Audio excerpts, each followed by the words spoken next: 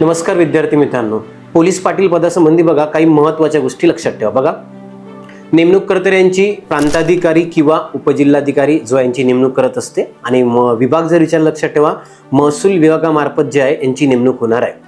Number 2, किमान जे आहे ते 10वी पास असायला पाहिजे। पोलीस पाटील जर बनायचं तर कमीत कमी तो 10वी पास असावा। वय लक्षात ठेवा, कमीत कमी वय आहे 25 ते 45। वयाच्या 25 ते 45 पर्यंत त्यांची नेमणूक करता येते आणि वयाच्या 60व्या वर्षी ते जे लक्षात ठेवा निवृत्त होणार आहे। आता last point and very important, बघा त्यांचं कार्य जे आहे रे गृह विभागासंबंधी आहे।